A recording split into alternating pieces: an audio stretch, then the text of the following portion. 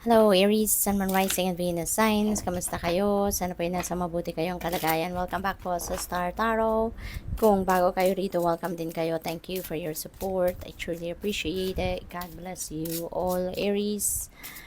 Una mensahe po ninyo, we have unexpected income. Napakaganda, Aries. Meron kayong hindi inaasahang kita na paparating. Now, this could be, baka i-hire kayo na kung sino man for your service na ginagawa na yun yung expertise ninyo, no? At hindi ito kaparte ng regular ninyong trabaho, hindi ito yung kaparte ng regular ninyong income, no? Na talagang nakabudget na ninyo. So this is extra, no? So parang side hustle ninyo ito sa ngayon. Kaya napakaganda kasi meron kayong extrang pera.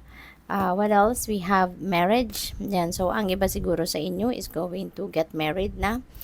Sa ngayon, maybe you are preparing for that event sa buhay ninyo. Nasa wedding prep na stage ang iba sa inyo rito. Yan na napipick up ko. Pupwede rin na ang kasal ng iba sa inyo is within 3 months, no? Within 3 weeks or 3 months, yung ganon. Kaya, nasa prep stage kayo sa ngayon. Kung hindi man kayo yung ikakasal mismo, baka kayo ay maiimbitahan sa isang kasalan, baka magiging sponsor kayo, no? Sa isang kasalan, mayroong mag-iimbita sa inyo or pwede rin na business partnership ito. So, posible na meron ditong negosyo, no, na paparating for some of you, business venture.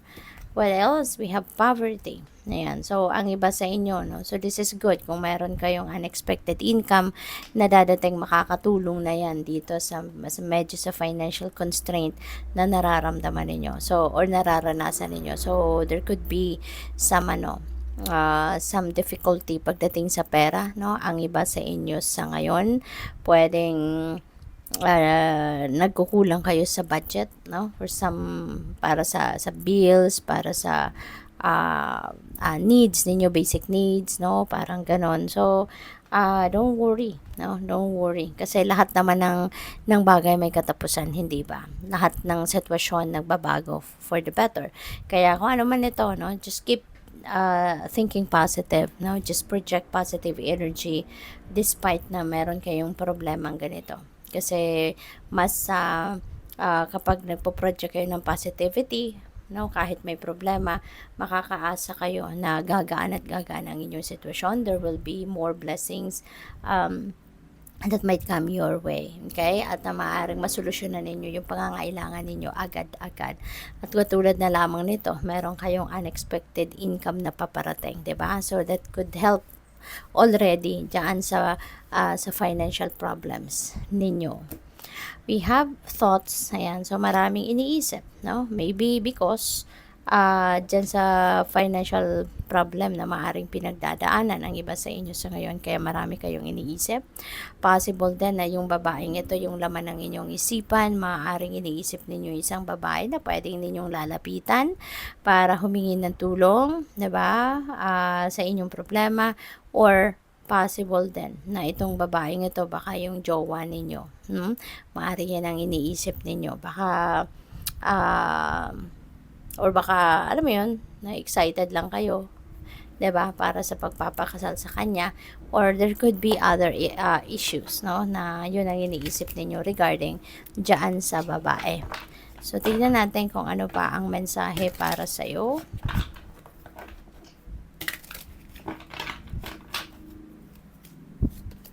We have Knight of Swords. Ayan. So, there are changes, no, coming your way. At maaring isa na dyan sa mga pagbabagong yan ay related dito, no, sa poverty energy.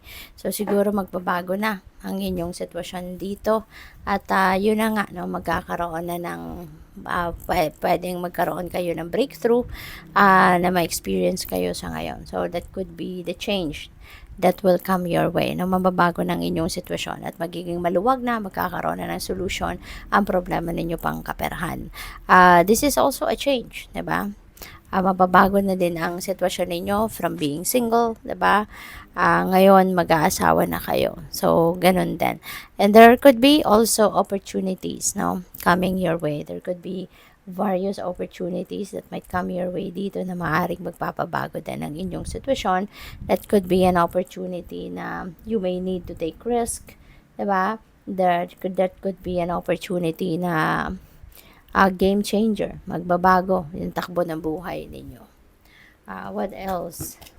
We have death energy. Yan. So, this is massive transformation then. This is a big change then happening or coming your way. Kaya malaki talaga ang maaaring magbabago sa buhay ninyo. There could be a huge turnaround, no, ng sitwasyon ninyo sa buhay sa ngayon. But ang maganda rito kasi kung ano tong hindi na nagsaserve ng inyong highest good, hindi na nakakabuti sa inyo, hindi na nakakapagdulot ng magandang sitwasyon sa buhay ninyo, you are going to change that, no? Kumbaga, you are going to shed old skin, no? Alam niyo na hindi na yan nakakatawa, hindi nakakapagdulot ng positibong epekto sa buhay ninyo, so it's time for you to cut that off sa buhay ninyo at yon ang gagawin ninyo sa ngayon. What else? We have star. This is also a new beginning. Magliliwanag ang lahat. Magkakaroon ng magandang sitwasyon sa buhay ninyo sa ngayon, and that could be in various areas of life. No? So, napakaganda kasi you will be divinely guided. No? Gagabayan kayo ng Divine Universe. Ililid kayo ng Divine Universe towards the right path dito, kaya napakaganda. So makikita mo rito na ano kayo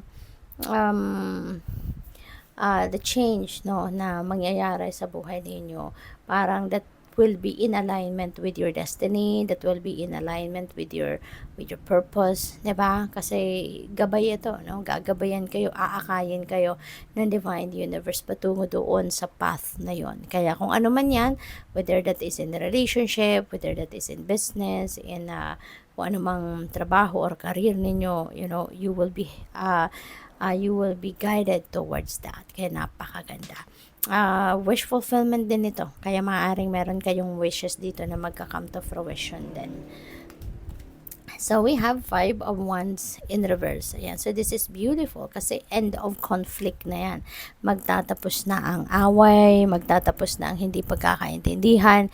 If you are not on the same page with someone, eto na, magiging maayos na. Meron ng reconciliation, meron ng compromise, meron ng pagtatapos ng iringan, ng girian, ng mga hindi pagkakaintindihan. Kaya you are also going to start a new chapter dito sa relasyon ninyo. Kung ano man ito, whether that is with your person or with kaibigan, with a colleague, with kapamilya, so regardless, no, magsisimula kayo ng bagong ganap. So, good luck. Thank you for watching. Love and light. Namaste.